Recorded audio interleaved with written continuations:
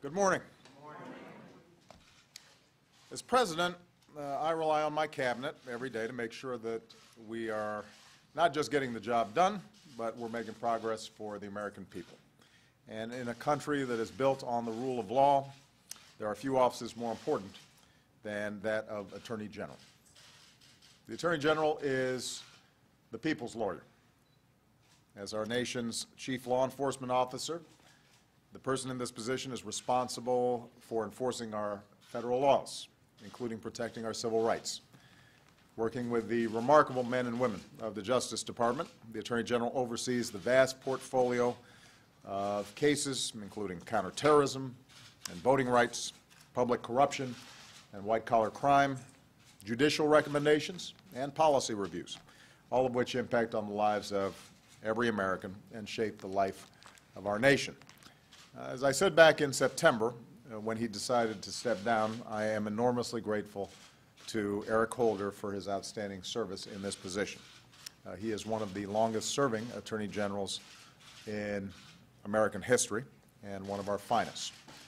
Eric brought to this job a belief that justice isn't just an abstract theory, but a living, breathing principle. It's about how laws interact with the daily lives of our people, whether we can make an honest living, whether we can provide for our families, whether we feel safe in our own communities and welcome in our own country, whether the words that the founders set to paper 238 years ago apply to every one of us in our time. So thanks to Eric, our nation is safer and freer, and more Americans, regardless of race or religion or gender or creed or sexual orientation or disability, receive fair and equal treatment under the law. I couldn't be prouder of Eric, and I couldn't be prouder that today I can announce somebody who shares that fierce commitment to equal justice under the law as my nominee for the next Attorney General, U.S. Attorney Loretta Lynch.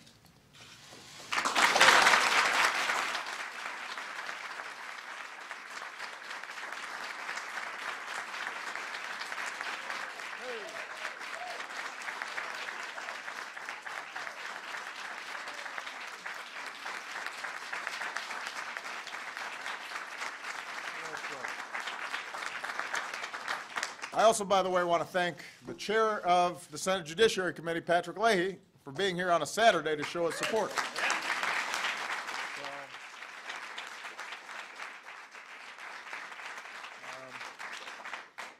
It's pretty hard to be more qualified for this job than Loretta. Throughout her 30-year career, she has distinguished herself as tough, as fair, an independent lawyer who has twice headed one of the most prominent U.S. attorney's offices in the country. She has spent years in the trenches as a prosecutor, aggressively fighting terrorism, financial fraud, cybercrime, all while vigorously defending civil rights. A graduate of Harvard College and Harvard Law School, Loretta rose from assistant U.S. attorney in the Eastern District of New York to chief of the Long Island office, chief assistant U.S. attorney, and U.S. attorney. She successfully prosecuted the terrorists who plotted to bomb the Federal Reserve Bank and the New York City subway. She has boldly gone after public corruption, bringing charges against public officials in both parties. She's helped secure billions in settlements from some of the world's biggest banks accused of fraud, and jailed some of New York's most violent and notorious mobsters and gang members. One of her proudest achievements was the civil rights prosecution of the officers involved in the brutal assault of the Haitian immigrant Abner Louima. Loretta might be the only lawyer in America who battles mobsters and drug lords and terrorists and still has the reputation for being a charming people person. And that's probably because Loretta doesn't look to make headlines. She looks to make a difference. She's not about splash. She is about substance.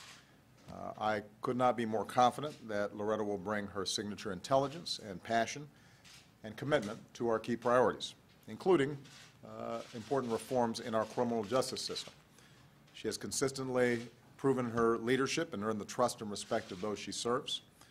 Since 2010, she's been a member of the Committee of the U.S. Attorneys across the nation who advise the Attorney General on matters of policy, and she has served as chair of that committee since 2013.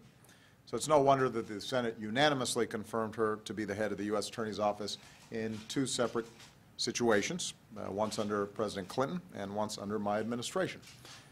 And it's my hope that the Senate will confirm her a third time without delay.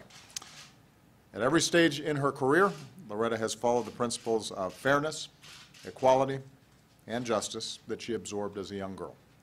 She was born in Greensboro, North Carolina, the year before black students there sat down at a whites-only lunch counter, helping to spark a movement that would change the course of this country.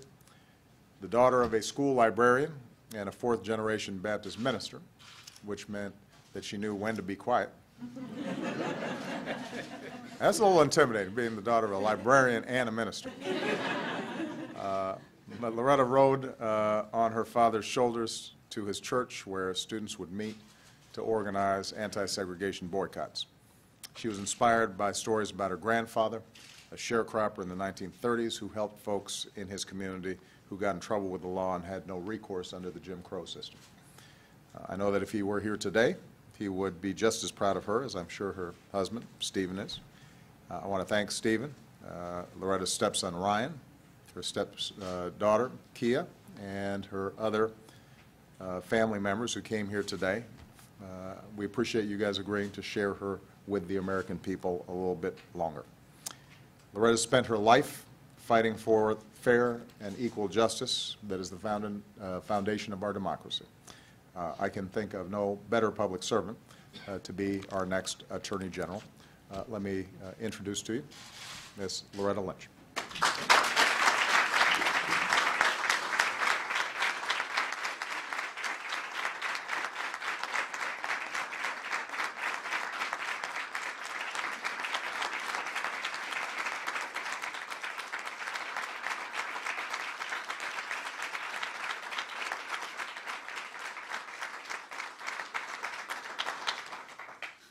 Thank you, everyone. And thank you, first of all, Mr. President, for that kind introduction. But most importantly, thank you also for your faith in me, in asking me to succeed an Attorney General whom I admire and to lead the department that I love. Now, no one gets to this place, this room, this podium, this moment by themselves. I also must thank Attorney General Eric Holder for your support and your friendship over the years, as well as by leading by example and always, always pushing this department to live up to its name. And I want to thank Chairman Leahy, senior officials of the Department of Justice, and members of the Cabinet for being here today. To my colleagues in the U.S. Attorney community and throughout the department, on whose strength and wisdom I lean every day, thank all of you as well for your support, both now and in all the work that we have ahead. And to my beloved office, the Eastern District of New York, my professional home. You have twice now given me the privilege of being able to serve you and to focus on nothing but the protection of the American people. It has been a joy. It has been an honor, and I will carry you with me wherever I go. And of course, to my wonderful family, several of whom are here with me today, all of whom are always with me in love and support. Most especially my parents, who could not be here today but are watching, whose every thought and sacrifice has always been for their children. They have supported me in all of my endeavors as I strive to live up to their example of service. The Department of Justice is the only cabinet department named for an ideal, and this is actually appropriate because our work is both aspirational and grounded in gritty reality. It's both ennobling and it's both profoundly challenging. Today, I stand before you so thrilled and frankly so humbled to have the opportunity to lead this group of wonderful people who work all day and well into the night to make that ideal a manifest reality, all as part of their steadfast protection of the citizens of this country. Mr. President, thank you again for the faith that you've placed in me. I pledge today to you and to the American people that if I have the honor of being confirmed by the Senate, I will wake up every morning with the protection of the American people my first thought. And I will work every day to safeguard our citizens, our liberties, our rights, and this great nation, which has given so much to me and my family. I thank you again, Mr. President and Mr. Attorney General, and all of you for being here.